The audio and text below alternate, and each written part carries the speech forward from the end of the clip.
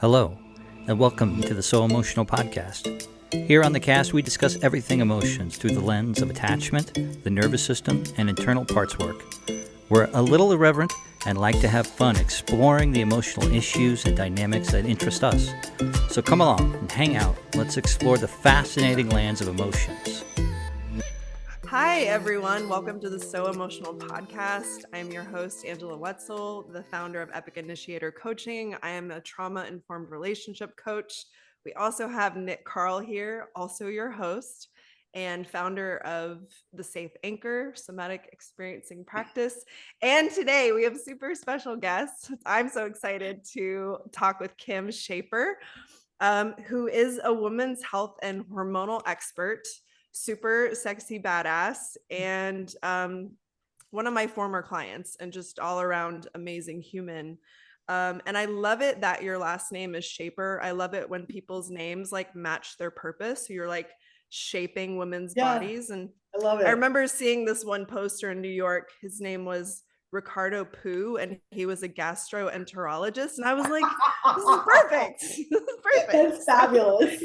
Anyway, so today Kim is here. Like, we are really interested in learning more about your own unique wisdom and insight, just working with so many different people on the level of their physical bodies, their hormones, and how that influences the emotional journey. And you yourself have had an incredible journey. So we're just here to dive in, and whatever you feel comfortable sharing, would love to hear it. And I know Nick has some questions, but if you want to go ahead and just introduce yourself and kind of what you do, because I feel like you'll do that a little bit better than we would.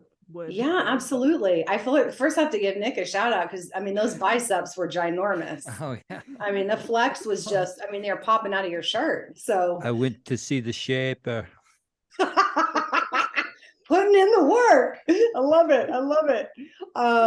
Yeah. So first off, thanks so much for having me. I'm super pumped to be here. It means a lot. I'm excited to dive in. I love y'all's energy. It's the best. So glad to be here. You guys are super, your audience is so lucky to have you. So I'm excited to chat all things. And yeah, so my name's Kim Schaper.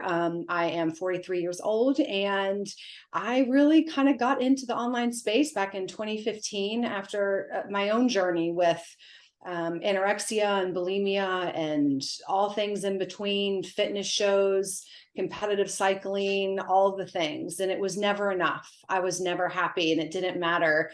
For me, I feel like my purpose on earth for right now is mainly around health and wellness. And as you know, that's multifaceted, right? It's not just the physical health, but a big part of my mission is the physical health, but there's so much more intertwined with that. But for me, it's become a huge passion of mine to help women just feel strong and fit in their bodies and really get to the root of a lot of their physiology and why they feel the way that they feel.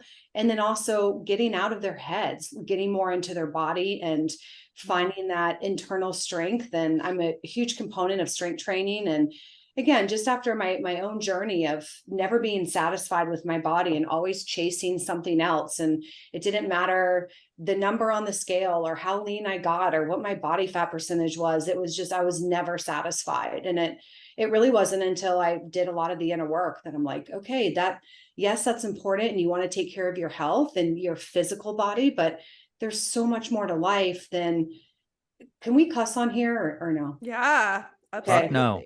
Yeah. Okay. Then really at the end of the day, you have to have something you're passionate about rather than just obsessing about your body. Right. So it's like, where else is your energy going? We all have a purpose here, I believe, and it's where are you channeling all that energy? So yeah, I really, after my own journey of, overcoming a lot of the food obsession and the anorexia, and I was in 7 different treatment centers. I was at one time put on 17 medications at one time. And I was a total shit show. So I had no emotional regulation. I was completely out of touch with reality, to be honest with you, because I was put on so many antipsychotics and depressants, and I could not even see the forest from the trees. So after I really started working heavily on myself and getting into proper therapy and getting off so many of those medications, I was able to start seeing some of the light. But with that came some side effects of, I think, honestly, detoxing from a lot of the medication, as well as my body just trying to regulate itself again after years and years of just starving myself or binging and purging or over exercising or whatever the list may be. So with that came a lot of hormonal issues, which I didn't know was the issue. I just thought, okay, I don't know why I'm so tired all the time, and I don't know why I'm so bloated, and I can't go to the bathroom, and I'm having massive brain fog, and I'm cold all the time. My hair's falling out. I have acne all over, and it just really became my mission to figure it out. And I say this a lot, but I would just sit in my car bawling my eyes out because I would go to these different doctors, endocrinologists, hematologists, all the things. And they would all over and over say, nope, everything's fine. Everything's fine. And I just felt so unheard and unseen. And I was like, there has to be a different way. I cannot be the only female feeling this way. And so from then it just became my mission to seek out as much information, as much help, and anyone who would be listening or who would listen to what I would have to say, that I was finally starting to get answers and started kind of unraveling the layers, if you will. And I had a lot of health issues that I did not realize that were just honestly masked with medication, with Western medicine. So that's kind of led me to where I am today. And it's just been an evolution, and I just fucking love what I do. I'm so passionate about it. And women are supposed to feel amazing. I think so many times we walk around like zombies, thinking we're supposed to feel like shit all the time. And it's just, for so many women, they don't realize how bad they feel until they start feeling good. They're like, oh my God, I didn't realize. I mean, so many women are merely just surviving, not thriving. Right. Yeah. Damn. Mm-hmm. So like, I told you she was awesome. Yeah. What's the arc, so like you're 43 now, and like you've obviously been through some mini bosses, some mini bosses. I've never heard big that. bosses, big bosses, some decent. Got street cred. Well, you're like on Zelda 6 now or something. You're deep into the series, but like, when do you where did you think where the real kind of like, in earnest like battle? Because like I feel like life just kind of unfolds, and you sometimes we're just like, doodle, and then it's like, oh, I have to try to make something. Like, how far is that arc, do you think, in years? Yeah. And when you say that, can you be a bit more specific in terms of like, are you referring to as a moment that kind of shifted for me, or can you? Yeah, well, you talked about sort of like battling, and you were sort of like, having bulimia, and I can imagine like all the other emotional things that are happening at the same time. So this all comes from, from the beginning, from your origins, and start to express. And then we have all these behaviors. Everybody has their own behaviors of coping and just dealing with things.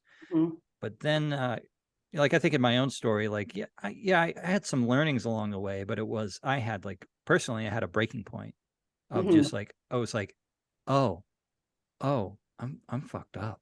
Yes. And then Okay, that's what I thought. Yeah. And then like from that point is when I started doing research. I started reading books, and I'm like, and then like, you start putting pieces together. That's what I'm trying to say. I know, I totally gotcha. And, I mean, we've talked about this in the past when I was working with her, I don't think everything has to transform out of pain. But based on some of my own experiences, the most massive amounts of pain have transformed me to a whole new level and have really brought me to kind of where I am today. And I think one thing I love so much is when I experience something, I love to share what I do to get people on that path much quicker than it took me. So a lot of my messaging and pretty much my entire business is around my own experiences. And so piggybacking off what you just said, I've had several of those, but one in particular I'll never forget. There's actually probably 3 or 4. One, I know this sounds super bizarre. I've actually never said this to anybody before. You guys make me feel so safe. Thank you. I was maybe 23, and this is so bizarre, and I can't believe I'm saying this, but no, sorry. No, my apologies. I was around 19, and I had been starving myself for probably 5 or 6 months. And I was just living off artificial crab meat and lettuce, iceberg lettuce. And the back of my brain, it was so bizarre. It was just constantly burning, and I couldn't figure out why it was burning. And I don't know if it had to do with starvation or what was going on. And I remember going downstairs and I couldn't sleep because I had insomnia from not eating. And I got a jar of peanut butter and I just ate a big tablespoon of the peanut butter. And for whatever reason, that burning in the back of my brain went away. And so then, this is so bizarre, but I ended up taking the peanut butter and I just like slathered it all over me. And I'm like, okay, I don't know. That's just so odd. And I don't know even why I'm saying that, but it was like, that was a weird moment for me. Like, what the fuck is going on? And Yeah. it was almost like, I don't even know how to explain it. I don't know. So that was one. And then I realized, what the hell am I doing? Something is not right here. I think my brain was so whacked out from not eating. So I think that was a big piece of it. The second time was,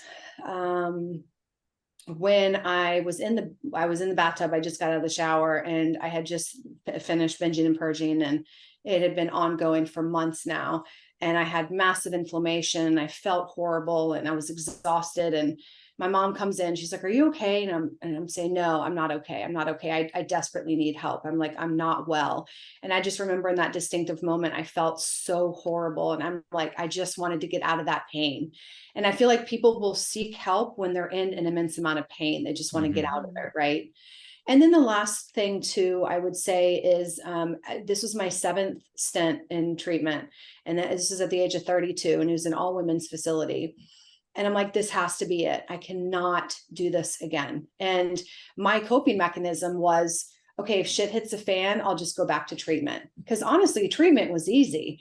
Being in there was no life stressors. You had a structure. Everything was fine, right? But the minute you get out, shit hit the fan, and I didn't know how to manage life. So my last time, I'm like, this has to be it. This has to be it. And I just remember feeling miserable before, and I'm like, I can't repeat this. So I just committed to the process. And the biggest piece for me was coming out of treatment and really just digging into therapy and staying consistent every single week for a year straight. And that really helped a lot. But yeah, it's just, you just kind of have different moments, I guess. But yeah. The peanut butter incident reminds me of that's a good story. It reminds me of, and this might not be it, but maybe it is. Angela, you told that story last week about your hairbrush, right? Yeah. Smashing myself in the face with a hairbrush repeatedly. It's different level. It's like different levels of our being trying to communicate something, It's like, yeah. That's so interesting. And it was almost like, Angela, were you aware of why you did it, like later or? Later on, but in the moment, no. I just knew I wanted to give myself a black eye. Wow. Well, it's a sense of punishment, right? Maybe, I think if I think about, oh, go ahead. Well, I think for me, looking back, it was, I had so much going on the inside, and I needed help, but I didn't even know how to ask for it or what to say was wrong. And so I think what I was trying to do was to create something so someone would see that there was shit going on with me and be like, "Are you okay?" Something like someone asking if I was okay. And I love the peanut butter story simply because I think like psychologically there's so many layers, and in you finally feeding yourself that peanut butter and that burning going away, I think there was a part of you that's like, there's something in this peanut butter that is like salvation, that's like love. So I'm going to smear it all over me, and maybe it will fill that void. I don't know if that resonates. Yeah, no, that does. And I also think, honestly, it was a means of self-punishment that, okay, I won't allow myself to eat it because calorically it might have been dense. So I'll just put it on my body as a means of like suffering. So, but I love that the example you gave too, because it could very well be. But I think when you're in those states, you're so disconnected from self. You can't even comprehend it on a deeper level. And I think there's one more too. I would often eat out of trash cans because I had such a low sense of self-worth. I would literally dig in trash cans, eat trash out of the trash cans. I've never shared any of this on any podcast. Yeah, I would just dig in there, and it was like I would just put it all over my face because I just had such a low sense of self-worth. And I just felt so unworthy of feeding myself. So I would just eat out of trash cans. I'm so sorry, but I'm like Angela. imagining. I know what. Like one of Oscar the those Grouch. things where I'm like, I'm so like shocked, but I'm so also like in awe of your ability to be so radically honest. And I'm also like, but at the same time, I'm like feeling all this like compassion too. Mm-hmm. Yeah. So it's like, when you're in church and you're not supposed to laugh, but it like Yes. feels like that, where I'm like, this is a sacred fucking moment. But Yeah. also like, hot damn, like looking back at, even like these younger parts of ourselves, like just being so unconscious in that state. And like, there's something, I don't know, there's just something like incredible about it. Like just the fact that you can be in those states and then you can find yourself like years down the road in this journey being like, yeah, I've gotten to a place where I'm like so much more well adjusted. Like you, like I always watch your stories because you're so connected with your community. You're always talking to people and you're always like, don't put up with this shit. Like you're supposed to feel good. Like don't put up with doctors telling you you're normal. Yeah. And like you going on vacation and like you giving to yourself. I love watching your level of self-love and your level of showing up and giving to yourself. But you know what though, had I not worked with you, I wouldn't have been at the level I'm at now to be able to do that. That was a huge part of working with you and owning my self-worth and really honoring myself on a completely different level. Because as you know, I was petrified of being alone or feeling alone or sitting with those feelings. And you would just reiterate over and over, Kim, just honor yourself, see what comes up, like feel into that. And one thing that kept coming up over and over again was, Kim, just go to Italy by yourself. Just go, just do it. And I'm like, okay. So I did it. And there's no way I would have done it had I not been working with you. I just wouldn't have been at that level of awareness. So thank you to you. I received that. I appreciate that. I was remembering this moment where when you started that, one of your big moments was getting out of parking on the side of the road, getting out of the car and dancing in your bare feet. Oh, I don't remember that. Actually, yes, I do. Yes, I do. Yes. Now I remember. Yes. You were starting to like lean in and just be like, what do I want to do right now? Oh, I want to fucking park my car. And I want to like, there was something about where you were that you wanted to experience that. And just like, that to me was such a beautiful moment, like captured. And anyway, I always remembered that. And I was like, yes, I love that. Yes, fuck yes. But also, well, I always loved working with you because like our sense of humor is so similar and just like you're so your memes are the best.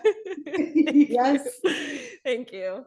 So so something I'm curious about is like for you, what you felt like was that deeper need that wasn't met, that kind of, well, clearly there were probably several things, but because something that you said, I'm trying to remember what you had just said.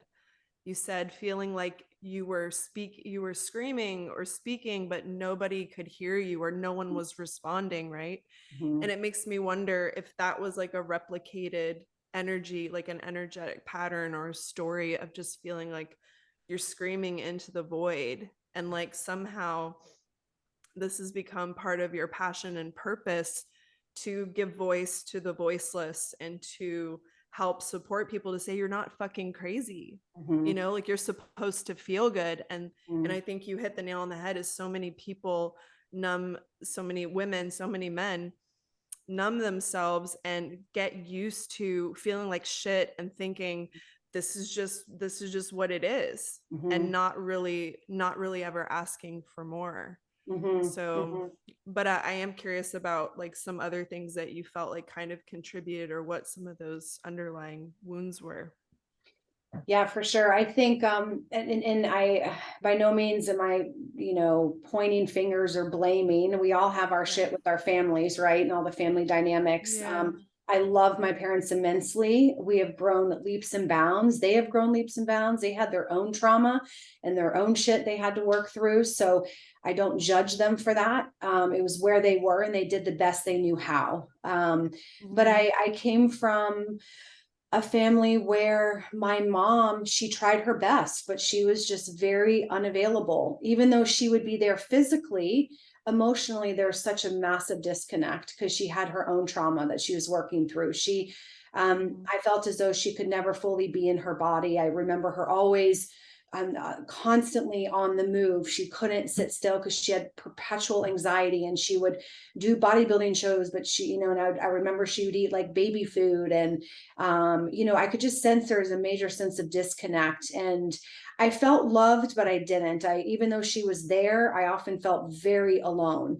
And my dad, we have a great relationship now, but when I was growing up, he was trying to climb the corporate ladder. So he was never home. And when he was home, I'm like, Dad, I need you. I would just love spending time with him, and then he'd be gone again. And my mom, bless her heart, I mean, she was sexually abused by her dad. Her dad literally had her take on the role of his wife, while her mom had schizophrenia, and she had a drinking and drug problem. And my mom ended up finding her dead. Then my mom's father committed suicide. And so then her brother had paranoid schizophrenia.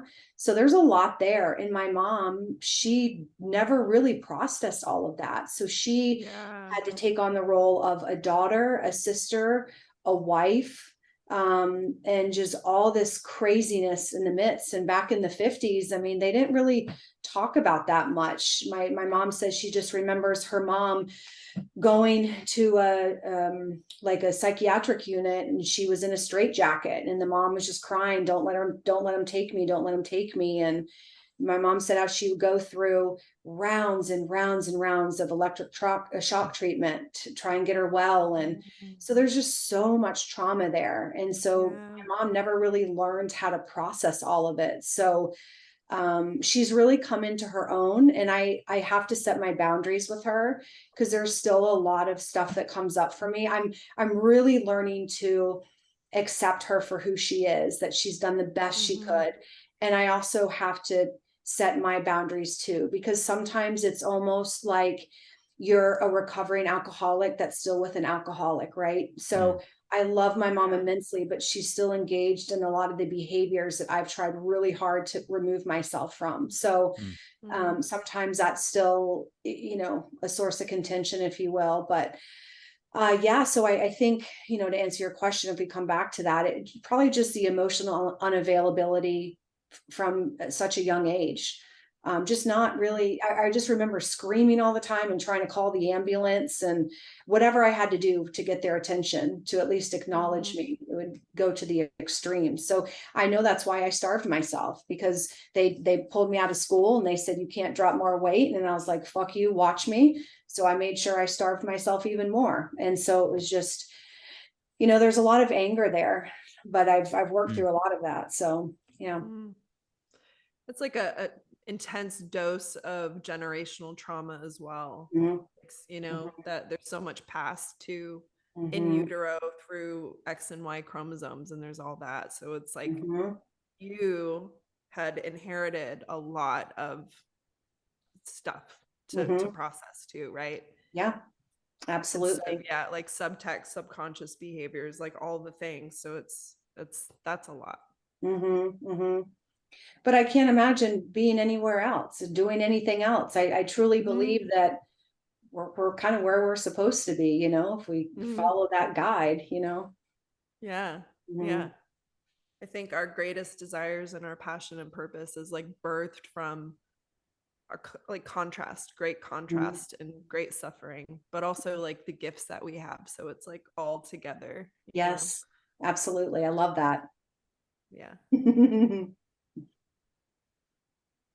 Kim, I'm curious about the, I sort of mentioned this before, but I'd like to sort of hear your take on it. So it's the, you coach people in their physical bodies, maybe their sort of endocrine system, like how to sort of support themselves with what they consume. And possibly supplementation. I don't know exactly what it is, but Mhm.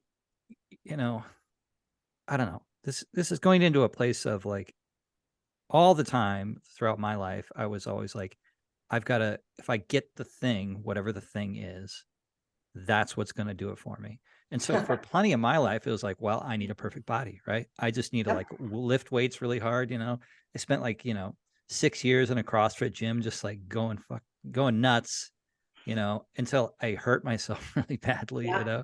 Yeah. um, all in this sort of pursuit of like, this is what happy people do.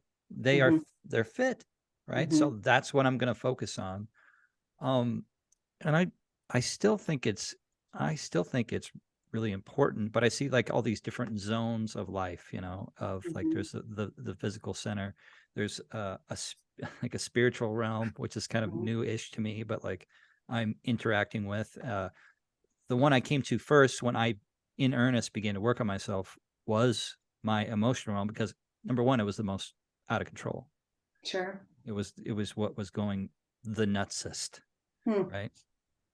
As it comes sort of back into alignment and I have more regulation, Mhm. um, it seems so much easier than to start interacting with my physical plane, my physical body, and like it runs happier. I really love Mhm. like what you said about feeling good. I think it was Mhm. Gabor Mate sort of talked about it uh, in connection with addiction, because he kind of sort of told the story. It's like people need to feel good. It's an Yeah. actual need in our beings to feel good. Yes. And guess what? Like, yes, you can feel good if you take drugs. And I Right. Of can course. and I can attest to that. Drugs are Yeah. nice, Yeah. but it's diminishing returns. You can't do drugs forever. And Right. inside of yourself, you have the ability to create an environment, to Mhm. create an actual like a glow, like a Mhm. sun glow inside of you, and you can feed yourself if you can like hang in there. And the mini bosses or the demons or whatever the levels of Hades you have to sort of like traverse to get there. Yeah, that's spicy meatball shit, Mhm. absolutely. Um, but like when you work with people, like what do you think the balance is? Like, do you start with one or start with the other? It's like, no, you need to go to therapy first before you hit the gym, or it's like maybe do I love both. this. Yeah. I love It's a this. I good question. love It's a this. good This is question. this is such a great question. So there's a couple things in all of this that you said that I was like, uh-huh, uh-huh, uh-huh. So when it comes to, so first off, I'll come back to that piece, but when you talk about chasing a feeling, we all love feeling good, right? But there's a cost, because we're humans. We chase a feeling, and if something feels good, we want more of it, right? Mhm. But we can want more of something that we know is not good for us, like drugs, or these short-term dopamine hits, right? And I feel like society is unfortunately going in that way a lot with social media and Yeah. just these instant dopamine hits that take away from our true essence, and to be able to really create our own dopamine hits, right? So Mhm. chasing that feeling, when I talk about that, it is innately comes from just a natural sense of well-being. And there's one thing that Angela said, and I'll never forget it, and I actually thought about this today, because one thing that I really struggled with was developing my own happiness, and rather than relying on a man or someone, that I had to be in a relationship to achieve that joy. And I felt really happy earlier, and I thought, in my brain in the past would instantly go to, oh well, it's because I'm with this person, or because I'm dating this person, and I would never own it. And so the fact that we can now really, if we really are intentional, we can create that own oxytocin, serotonin, dopamine, Mm. those neurotransmitters, and happy feelings within ourselves. It doesn't have to be something outside of ourselves that we have to seek, which I think a lot of us constantly try to do. Oh yeah. So with that being said, I think when it comes to exercise, when it comes to eating nourishing foods, when it comes to getting out in the sunshine, putting our feet in the grass, those things are just fantastic. And if people can start making little habits of that, they'll realize that there can be joy in some of the simplest things, as easy as just Mm. moving your body or getting out in the sun, Yeah. rather than scrolling on social media.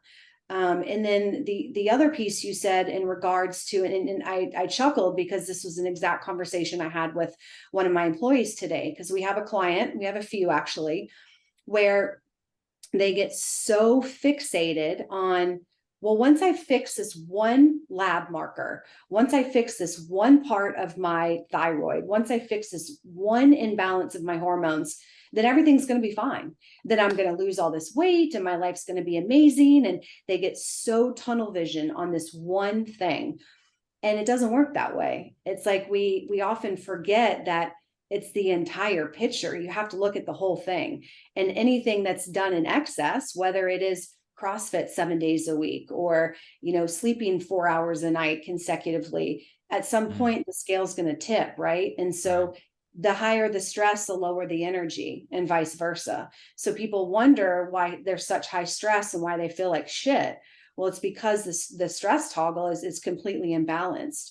And so when you talk about, being fit and having a healthy body, this is where it's sticky, because there are a lot of smoke and mirrors out there. And a lot of people, you think, wow, they're super, super healthy. They're actually not.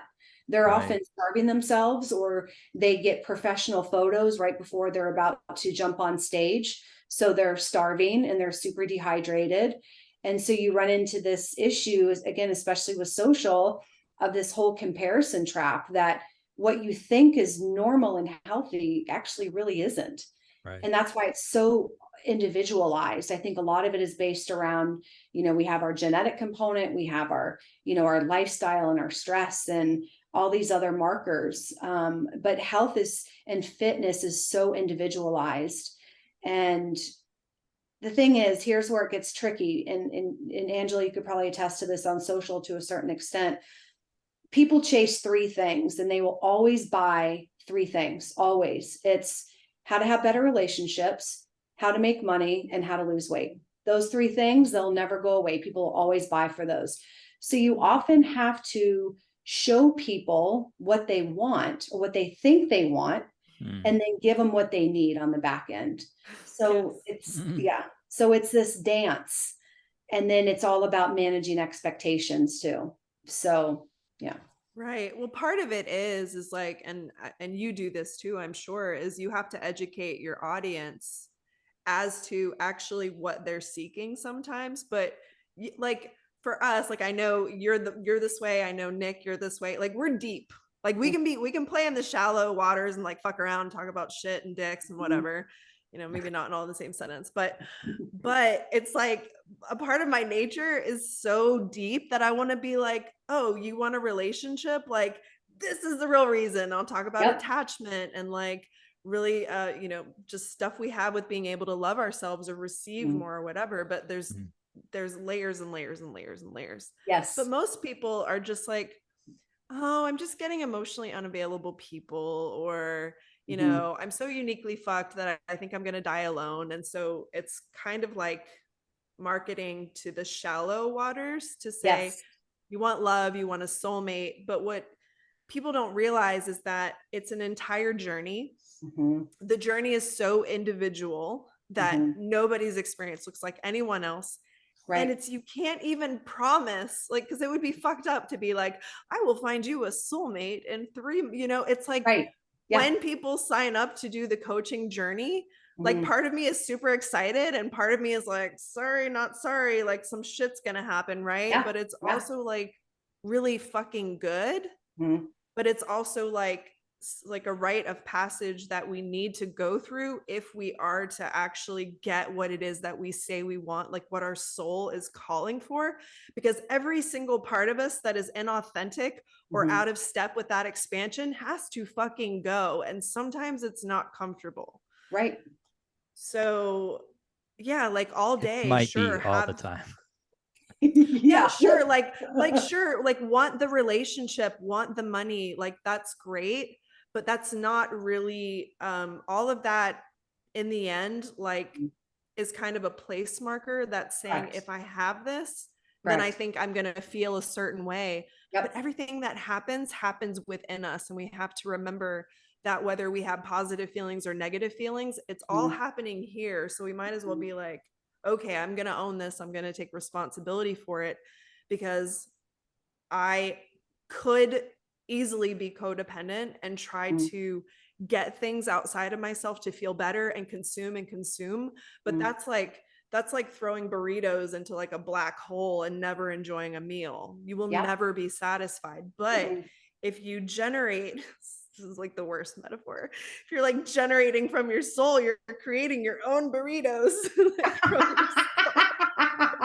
your Are they bean? Do they have chicken and cheese? Yeah, like everything you fucking want, like the They most have delicious, everything. and you can have it. Like there's a never ending supply of like soul burritos. If you're willing to do the work and stop wrapping yourself in bubble wrap to be like, oh, let me insulate myself against triggers. It's like, no, let me confront myself and learn the skills that I need to learn so that I can literally shine, like so that I find out what I'm made of and how to work with my own emotional energy so I can learn to climb the ladder, and I know how to do life and be an energy surfer as opposed to an energy sucker, because we can all stick our straw in things and just suck the life out of it.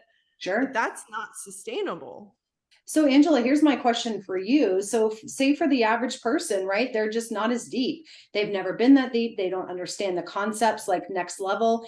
How do you, and even for you too, Nick, how do you hit them on that base level without them feeling so overwhelmed where it's like, whoa, wait a minute, how do you really make it elementary for them to understand? Yes, right. That's a really good question. Well, So I will do a combination of things. Do you want to jump in, Nick? Go ahead. no, you answer, then I'll answer. Okay. I try to do a couple things. I'm always trying to educate my audience to be like, hey, if you like shit, it's probably this. Right. Yeah. But I'll also once in a while, and I found that when I try to do shallow marketing, sometimes it just pisses people off. Interesting. Okay. Which I don't know if that's just me, like me attracting like versions of myself that are pissed off by shallow marketing, like some kind of law of attraction thing. But what I will try to do is like really say like, do you want satisfying relationships? Because I can at least say, because what I notice that happens with people is all their relationships will improve, their business relationships, their relationships with their parents. When you shift inside, everything will shift. Sure. And then your likelihood of becoming more magnetic and like calling in that other person becomes exponentially more. So I'll at least be that instead of like trying to go super shallow. Because I have to kind of balance it for myself. So I would say that like I have to serve myself a bit, but also serve them. That makes sense. I guess I would say that. Yeah, it's like a balance. What about you, Nick? So I think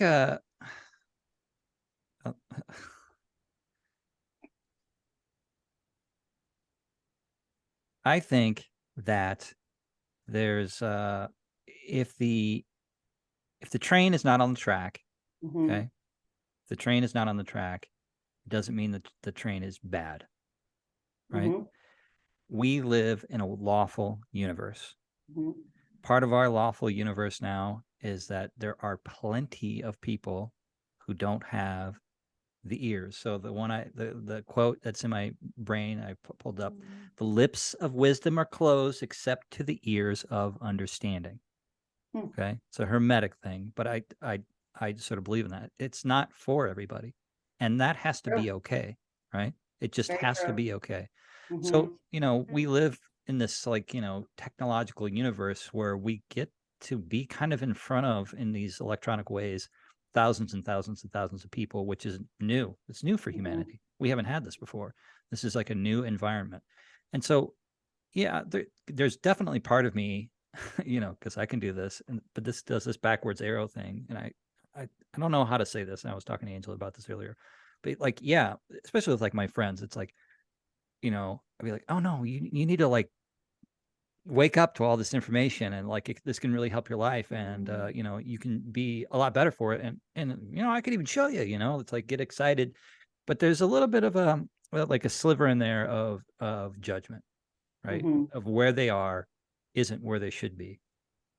And I'm playing around with this idea of kind of, just because the train isn't on the track doesn't mean the train's bad. It just means it's not complete, or it's wherever they are in their journey. Correct. Yes. Right. Not Absolutely. ready, or it's Yes. the wrong It's fit. not even, I don't know, not ready. They're perfect.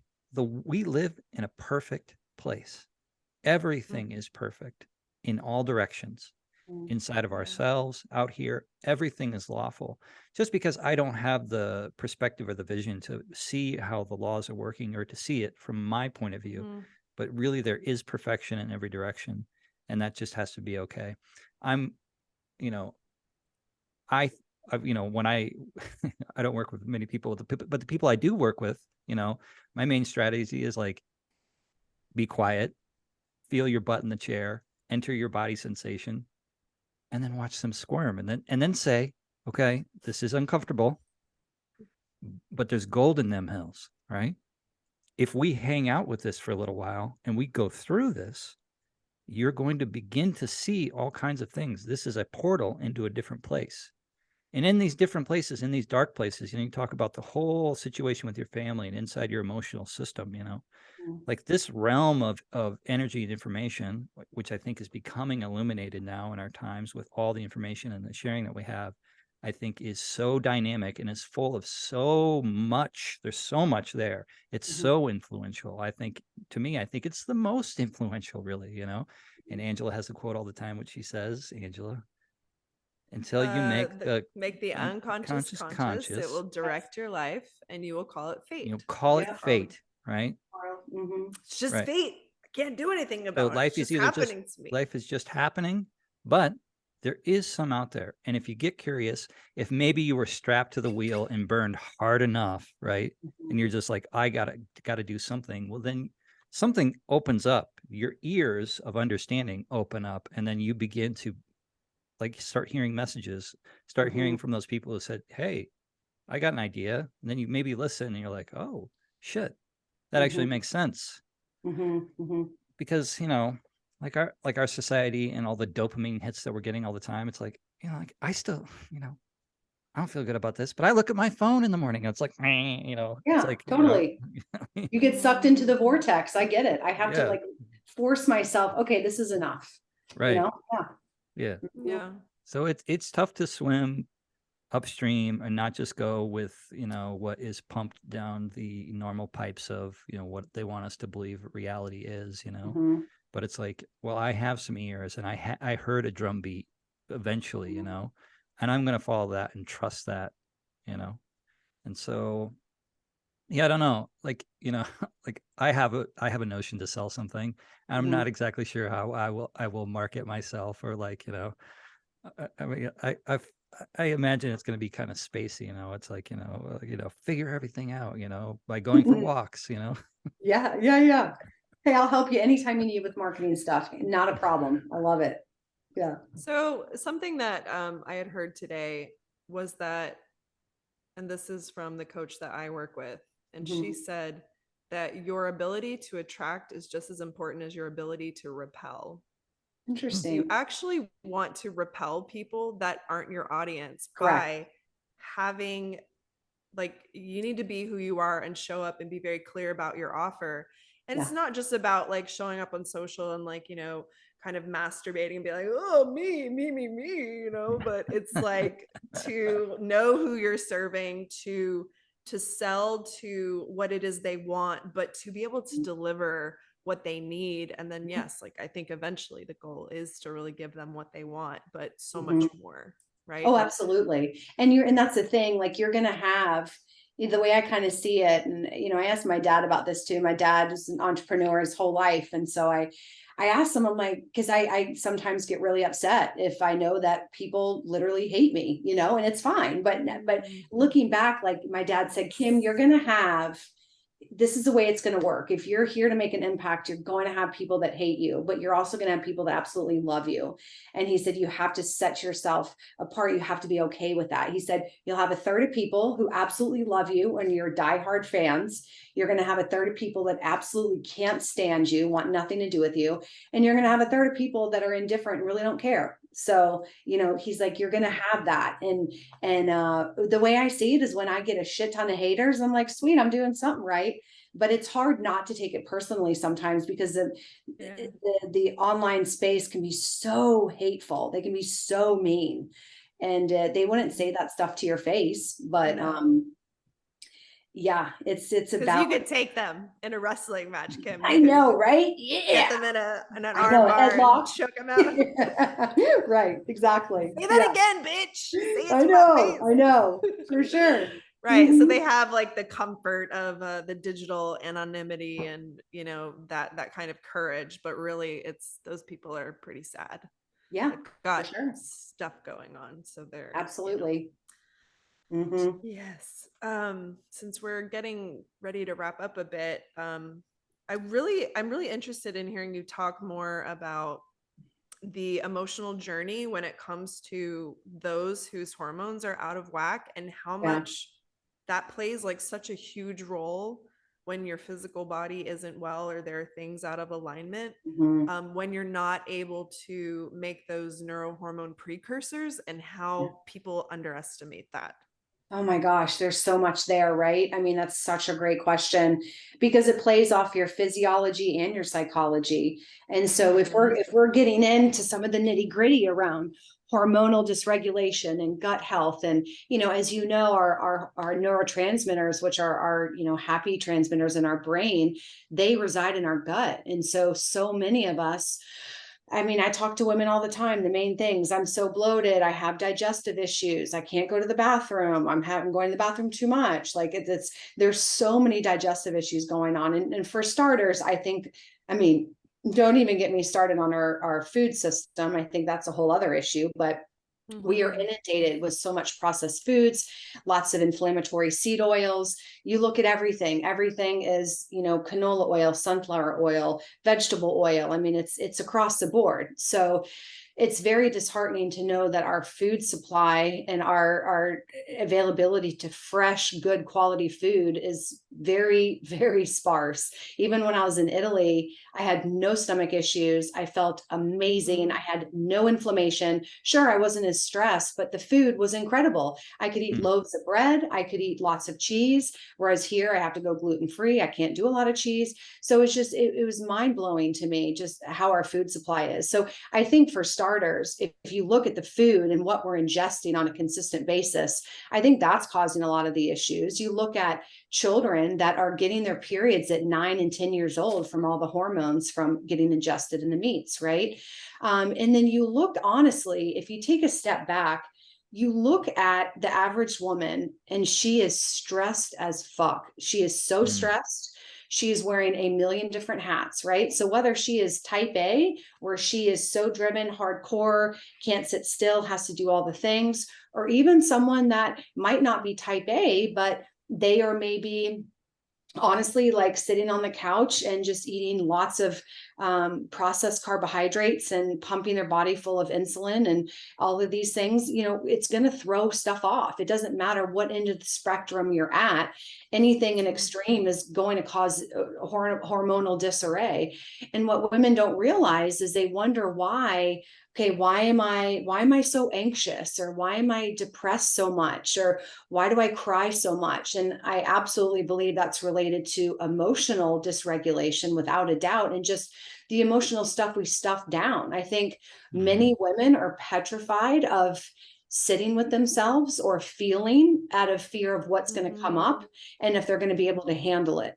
And if they are able to sit with it and stuff comes up, what now? What are you going to do? And it's almost, there's a big avoidance when it comes to emotions and a true self-care and nourishing your body and your mind and your spirit. And I feel like that there's so much stress in all areas. And I feel like many times women are chasing this goal of something that's unattainable, or what the body doesn't want. The body could care less what size you want to be, how much you want to weigh, what you want to look like. All it gives a shit about is survival. So if you are trying to starve yourself, which so many women do, they're way underfed, they're way overstressed, and they wonder why they have massive anxiety and they can't sit still, or why they're, living off their stress hormones and they're having all this, digestive issues, lots of, belly bloat and all of those things. So I think if we take a big step back, I often talk about, I wish I had my hair thing. I often talk about like this rubber band effect, where you literally take a rubber band and, you slowly pull on it and you have some tension. So at first there's a little tension, and that tension might be, okay, I didn't go to bed at the best time last night, or, oh, I kind of skipped a meal today, or I had this issue come up with my partner, and there's a little tension. But then over time, if you're constantly tugging and tugging and tugging at your body from lack of sleep, poor nourishment, not taking care of your emotions, not getting enough sleep, blah, blah, blah, it's going to snap at some point. And I often see this so common with women, where they are so overwhelmed, they just can't function. Their bodies are just shot. And so I think one of the best things women can do is look at the lowest hanging fruit. Like, what tension can you take off your back, or what monkeys can you take off your back that other people have put on you? Right. So a lot of it is boundary related, not taking time for yourself, a lot of mom guilt. So I think if a woman can find a way to alleviate some of that tension off her system, things start to let up. But our sex hormones and our thyroid and our adrenals and everything, those take a massive hit when we're stressed out. You think about women who can't conceive, or women who have zero libido, or women that don't ovulate or get their menstrual cycle. It's their body's so stressed, and the body is incredibly brilliant, and it knows how to pull on other reserves to survive.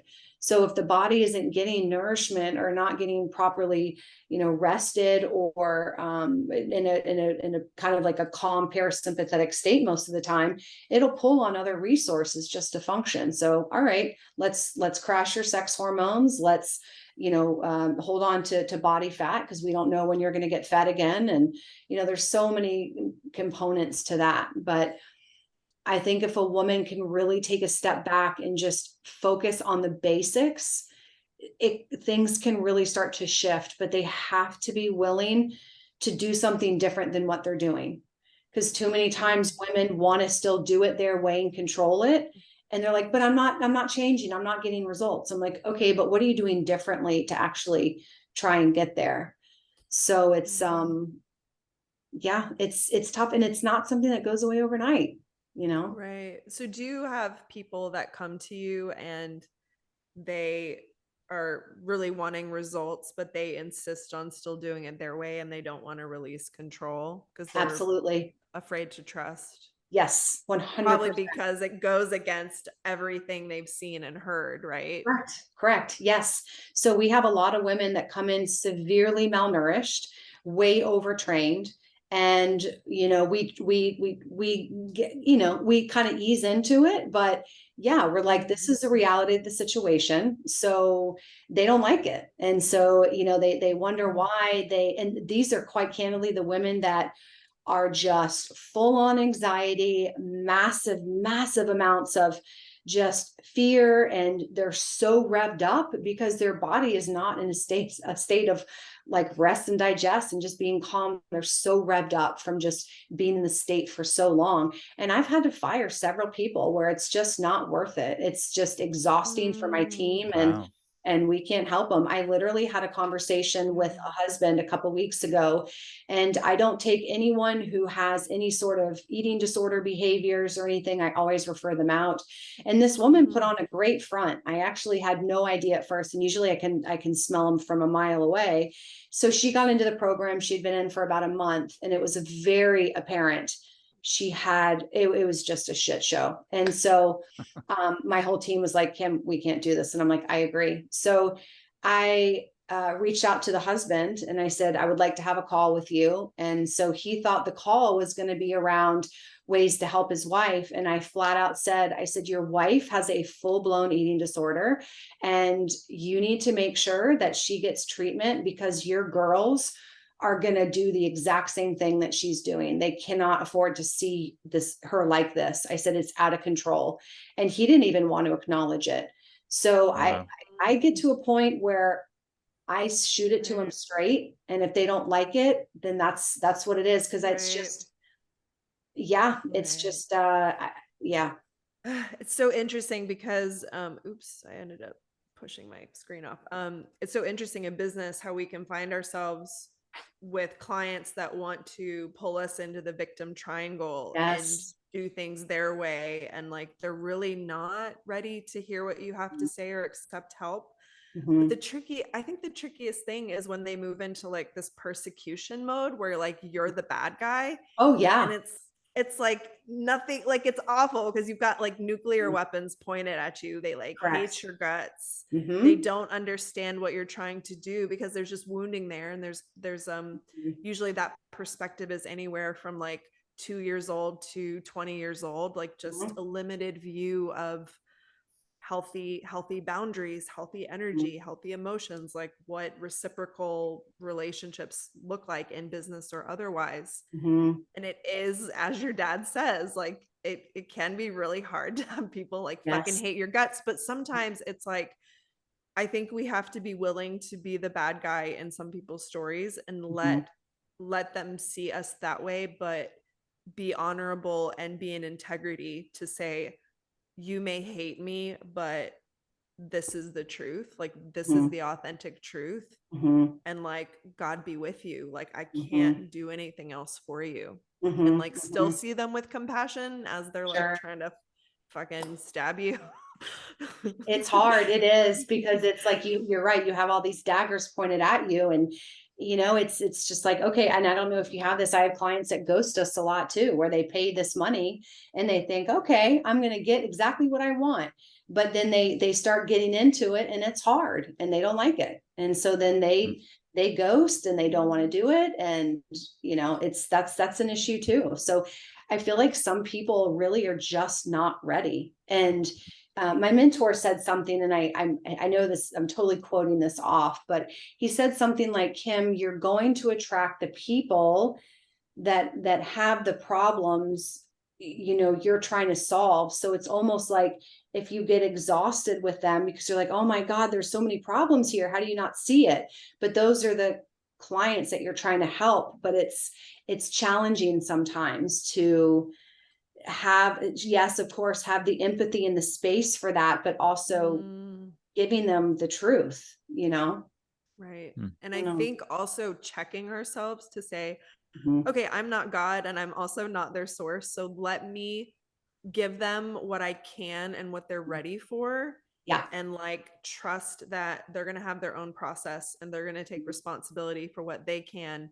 And like, there is such a thing as you doing enough Yes. and that being enough, like good Correct. enough. Correct. And I think that is like a boundary issue in regards to anyone who it's where it's so out of your scope. It's like, okay, I can only do so much. I've got to pass you on to someone else or someone else because Hmm. it's just out of your realm. At some point it's like there's only so much you can do.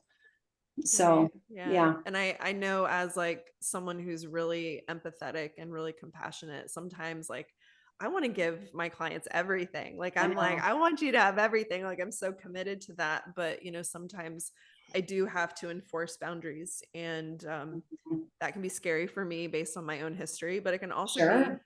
really triggering for them. And then so it's like when sometimes it's funny, I try to be really judicious in who I work with, and some Mhm. people, I've had people say like, you're just in this for the money, and I want to tell them, Wow. you couldn't pay me enough to do this shit, which means Wow. when your shit pops off and hits my shit, I got to do a lot of work, Yeah. and it is so uncomfortable Yeah. for me to like stretch to have that container. Wow. There's no amount of money truly that could Right. like compensate me for that. No So it shit. means like my guts are in it, like my heart is Mhm. in it, my Mhm. soul is in it. Mhm. And then I'm just like, I'm here to do the fucking work. Yeah. So that's Yeah. what it's about. And like have that kind of honesty and integrity. Hmm. And not everyone's going to get it. And that's okay. It's Right. okay for I me to know do it. it's tough. It's tough. Oh, and yeah, it's not like you're selling, printers. I mean, it's like, this is hard shit. I mean, this is like deep shit. This is You your got your product. fucking printer, lady. Now get out of here. No, this is a whole other level. And with it comes this other stuff. What would be an example of someone that you feel, I don't want to say isn't ready for this work, but where you see the just the constant need for boundary setting on your part that feels uncomfortable for you? Like what would be an example of that? I'm just curious. I work based on people's attachment style. And when I have someone who's counter dependent, I'm always going to invite them to come closer and reach out and ask for help, even when it feels unnecessary or frivolous or stupid. So Nick may attest to that a bit, being a lot more counter dependent. Like, I'm going to solve this on my own. I'm not going to reach out. I don't want to feel vulnerable, blah, blah, blah. On the other hand, if I have someone who's very, very anxious, they may want to reach out a lot and be in constant contact because that anxious part is going to want to latch on for safety to regulate. So basically, I really thrive working with fearful avoidance because they end up kind of balancing themselves out because they can get anxious, but they're usually counter dependent, and I get to coax them out.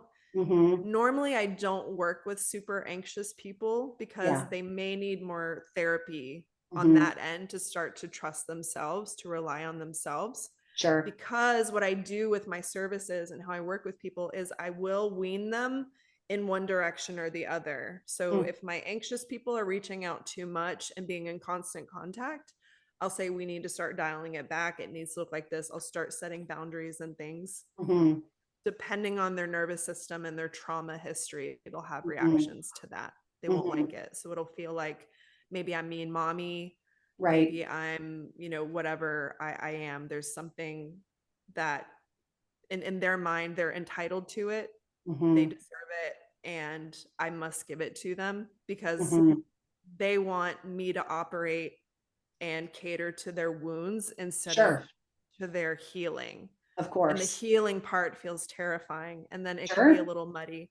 But basically, I always try to evaluate people. And if I deem them to be enough out of the victim triangle, meaning they're able to like own, like I'm able to be responsible for this and know that all of my reactions are coming from within me, and I'm willing to be able to discern that, then I can usually work with them. But sometimes, people are at different stages where they may actually not be able to work with therapists in some ways, just because the coaching container actually creates a really interesting relationship where there's money invested, and it's a significant enough investment that it causes that level of commitment that can really mirror a lot of attachment stuff.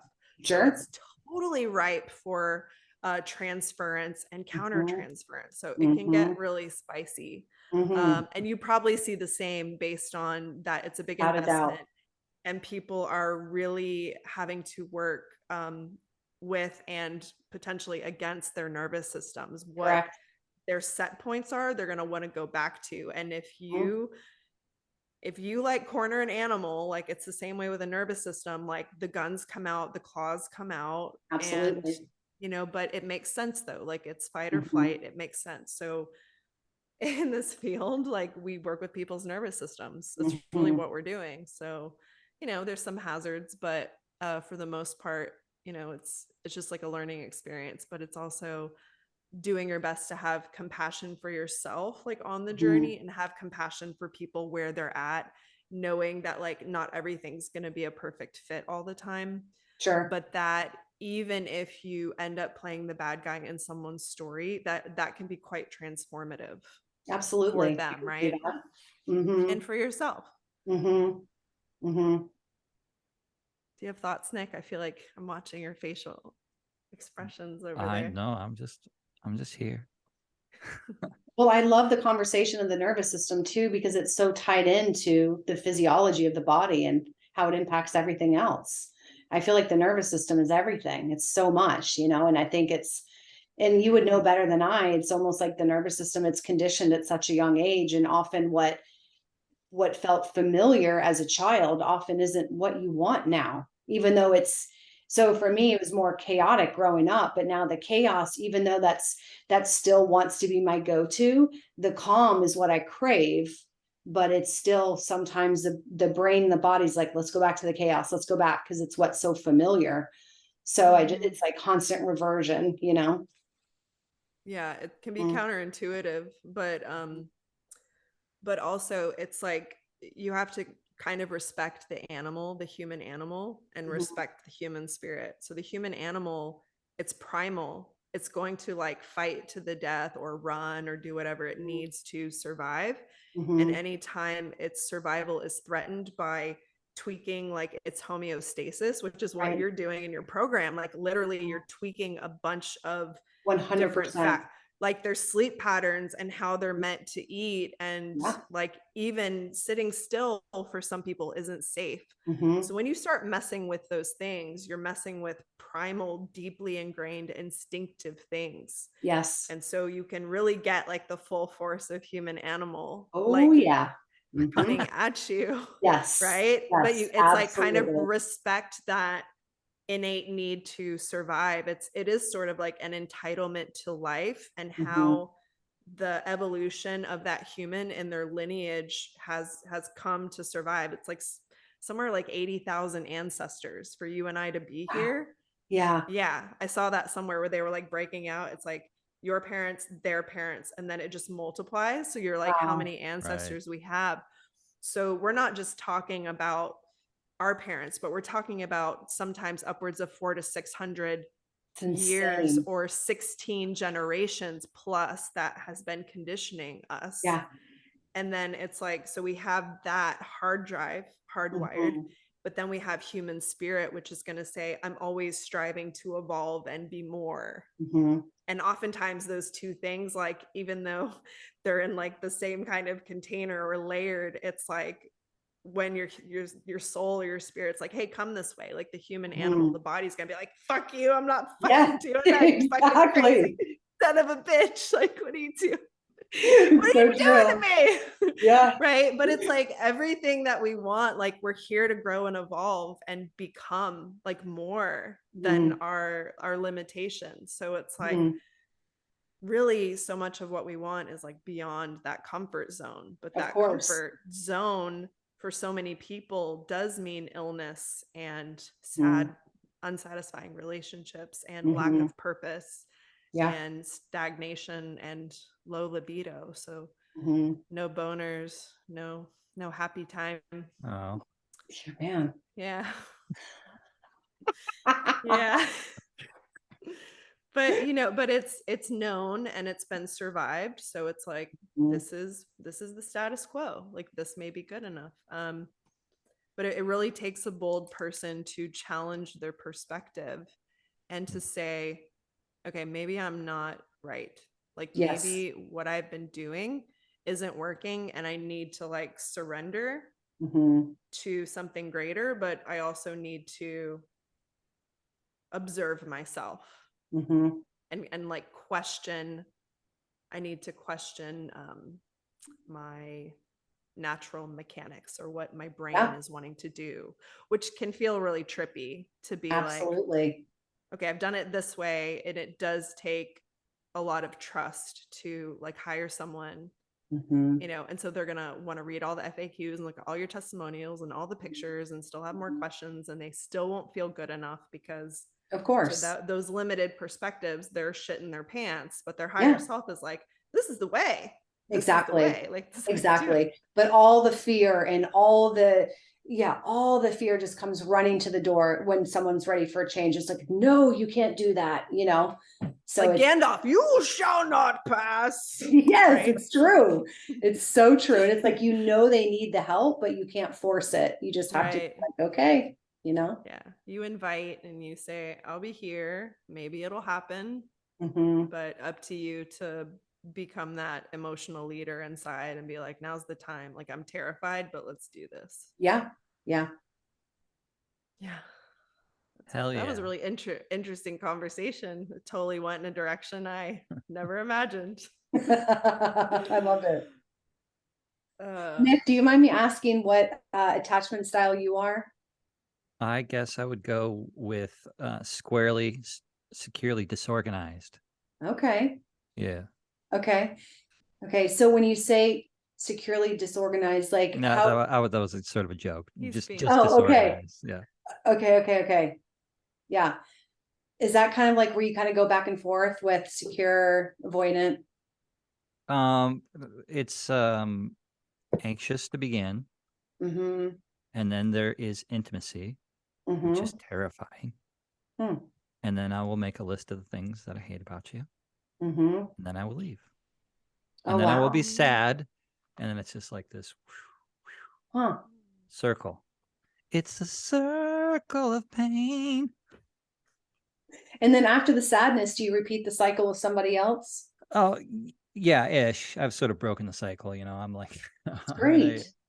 it's so, yeah. So it's probably 6 years ago now where I had like a big kind of like come to Jesus moment or something, Mm-hmm. so it was a couple of years ago. I tried to hang out with somebody, and I had always focused on, because I left my last relationship of being, it's avoidance. Avoidance is my problem.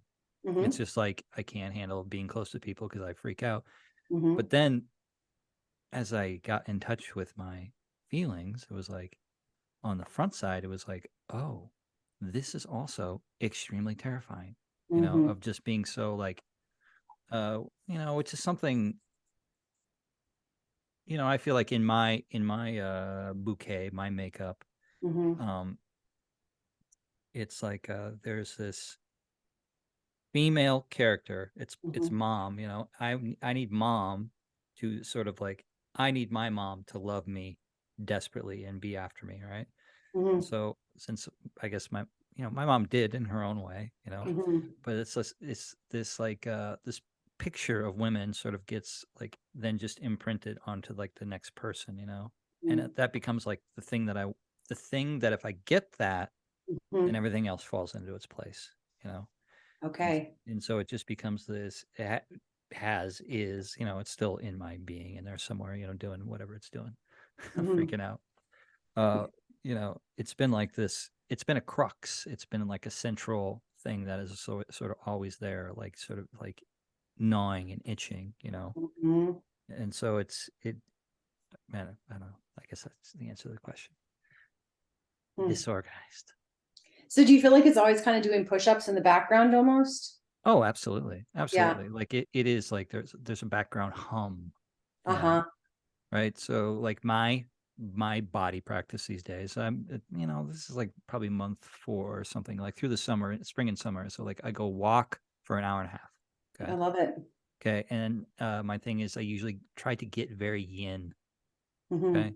So I try to actually slow down and just Mm-hmm. feel my body and feel whatever the ambient energy is. Mm-hmm. And there is like a background kind of like dis-ease, Mm-hmm. right? Of just like, I'm just a little bit cranky or Yeah. anxious, or like, and then there will be spikes of anger, like of just like explosive. So sometimes like one of the things to move energy, sometimes I'll make fists, Mm-hmm. and then I'll get big, and then I'll be like, hopefully nobody's watching me, because I'll be like, I lean into it. Yeah. I let it do its thing. I let like the Yeah. energy move and like sort of be there and just be with it. This is like my practice of being with, Mm-hmm. trying to be with myself, Mm-hmm.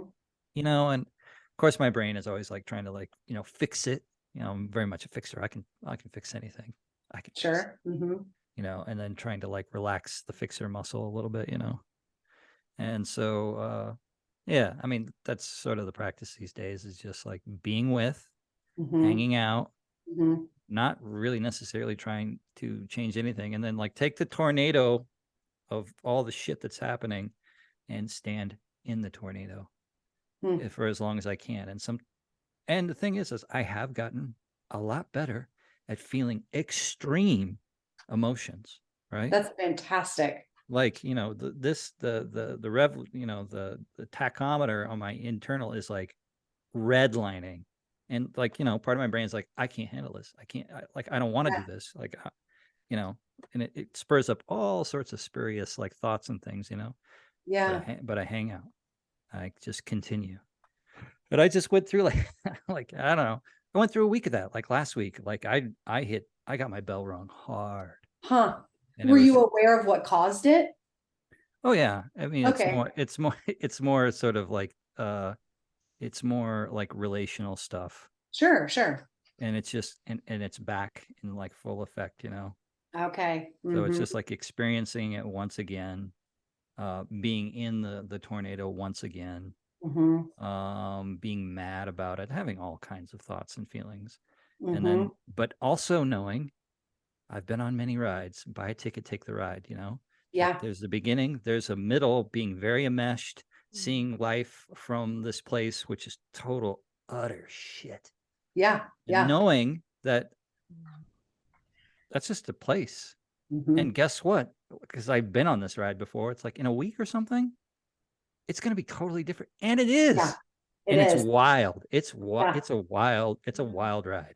It is. You forget that it's temporary because in the moment it's like feels so heavy. And Right. so, okay, so here's my question now. For someone who is new to sitting in their feelings, how did you start out that process for someone who's like, oh my gosh, how did you even do that? How did you not punch a wall? Or yeah, what about someone who never has done that before? Well, I had a guy who was a therapist. He was, you know, we did it online, so it's coaching, you know, and at first I was pissed about it because and it seems kind of simple, you know, so the trademark is somatic experiencing, which is a Peter Levine thing, right? Right. Okay. Yeah. I was pissed. I'm like, is this like hypnosis? Are you doing crazy shit to me? You know, because this seems like all we did was sit here. And I remember the first time, because of course, I'm a nerd, so I read all the books before. I'm like, yeah, you don't have to explain it. Let's just get into it. Come on. Yeah. We just sat down, and in my first experience, you know, it was just being quiet, entering my body and staying there. And dude, my shit popped off. There was just like, my skin felt like it had electricity on it.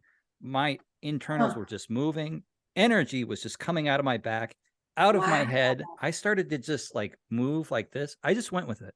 I just bought a ticket and took the ride. I wasn't doing anything, but it was just like somebody had shook up the can and finally somebody cracked it. And it was just energy. Energy's just firing out of my head. Yeah. And it made so much, everything made sense then. It was like, no wonder why I'm bent out of shape. Like I am there's an ocean back here. There's an ocean of shit. And it just, an ocean here in it the is. pressure cooker. Yeah. Exactly. So I do think, and I, you know, they argue this in the sort of model anyway, that it's in the mirroring, right? We're doing it right now. We're in a safe place, having a safe conversation, which allows my internal structures of safety and repression to take us one step aside. And that's all it takes, right? So it is in connection. Connection is actually so important. It's as important as breathing, right? I believe. And that you actually need that to ground to somebody. You need a ground to hold on. You need someone to hold space, especially if you're not good at it, or especially if there's 10 million pounds of PSI in there. Right. That's where like therapy or a good coach who sort of knows how to do that is going to be that rock, you know? So my Instagram is Safe Anchor, right? So I anchor, I hold space, right? I am sort of vaguely familiar with the emotional landscape. And then like, I will hang with you and try to invite you, because not everybody really, it's so strange too. Like, I feel like I was like pretty lucky to be like right there. And all I had to do is have somebody just like show me the door and I walked through. Is that you? That's me. Okay, go ahead. It's kind of a newish page. There's not much going on. Good for you. I love it. It's all right. Yeah. But it's interesting, you know, like and when it first happened to me, so many things made sense. That this realm that I always try to explain this, the emotional realm is full of so much energy, so much potential, and so much information that I would love to show everybody. But it happens to live in this liminal space of, you know, we go back to the lips of wisdom and the ears of understanding. Something has to be going on with you for you to take a chance about going to this place, because your internal setup when you were a child, you didn't have the people there to guide you and help you develop a relationship with this part of your being, right? And until you sort of get the courage, you're just strung up against the wall. You're on the wheel, just being beaten and tortured, right? That you'll take a chance to see or to feel something else, right? So that's my story. I love it. Yeah. I think what I've noticed is with a lot of clients and like doing the actual feeling work, there's quite a bit of I call it tap dancing that occurs because it's the fear of going in and like being seen and being vulnerable and just like even connecting to that emotional space. Cause it is that fear that if I start to feel like, will I ever stop, or can I handle it, or will I go crazy? Like there's so many fears just around feeling, right? And then to add to that, just having someone who's like, you know, kind of a stranger, just be like, yeah, you're doing so good. You know? Just like looking at you and you're like, I've got all my vulnerable stuff here. Like, don't look at me. Stop. But I love I mean, again, I know, Angela, I know you individually, but just with the space right here, I love the energy that you guys come forth with. It's very apparent. It feels very safe. It feels very welcoming. It doesn't feel rushed or forced. It just flows. And I love that. You guys have created a great space together. Oh, thank you. Yeah. No, we're actually thinking about offering something soon for people. I think you should. What are you considering? Maybe just like a coaching container, like a co-ed coaching container, or actually, well, we were talking about leading a group. We'll call it good cop, bad cop. I'm bad cop. Yeah, that would be cool though if the two of you did that together. Yeah. Yeah, we were sort of playing with that. Yeah, but I'm getting ready to launch something. And was there anything? So your social, it's Kim.Schaper, right? Yeah. On Instagram. Okay. Yeah. Kim.Schaper, SCHAPER. And I was checking out your website. You've got a good website too. What's your website? Oh gosh, I appreciate it. There's lots of work there that needs to be done, but I appreciate that. There's a lot of good there. Yeah, it's you know what, Kim, I've never been to your website, so I have to look. No, you're not missing much. I've got so much work to do on that. So yeah. What's your website, Kim? It's www.kimschaper.com. Yeah. Okay. And anything else you want to tell people you have coming up, or anything you want to just the people? Just hit me up if you ever need anything. And yeah, I mean, I appreciate you having me, and if I can be of any service, let me know. Any support, if you feel off or whatever, would love to help you. And yeah, I mean, I would like to ask Angela, like, what is your next thing? Now you have me curious. I'm like, I want to promote you. Yeah. So I'm launching a group program. Again, I only thought I was going to do it once this year, but I'm going to do a 3-day challenge. I love it. Should be up today or tomorrow. And then the group is really just going to focus. It's called, the challenge is called the Secure Love Challenge. Oh, I like it. Okay. And then the group is going to be another version of relational alchemy. So it's really like how to find that like secure attachment within yourself, so you can call in satisfying love, satisfying relationships. I love that. And is the challenge like, what's the cost? The challenge is free. The challenge is free. And it's like anybody who's ever worked with me is like welcome. Past clients, current clients, like just anybody is welcome to join. And it's going to be me teaching 3 days of just like, you know, as much as I can to illuminate. We'll do some Q&A and live coaching. I love it. It's just an offering to, you know, let people have an experience of what it is that I do, but also like get a lot of good shit. I love it. Yeah. Okay. Well, I'll have to go on your Instagram and get it. Is the link there? Not yet. It will be by the time it's posted. It will be done. So okay, good deal. I've said it. Yeah, I've been working hard on it. So yeah. All right. Kim, it's so great to have you. And oh my gosh. I love talking to you. And you're such a badass. And I just think what you do is so important. And I love how you show up for your community. And well, I appreciate it so much. And are we still recording, or are we done with that? was We going are to still Oh yeah, we're recording. gonna say bye. Okay. We're gonna say bye. So bye everyone. Thanks for listening. Leave a comment and anything else, Nick? No, good work. Okay. That was good. Bye Okay. everyone.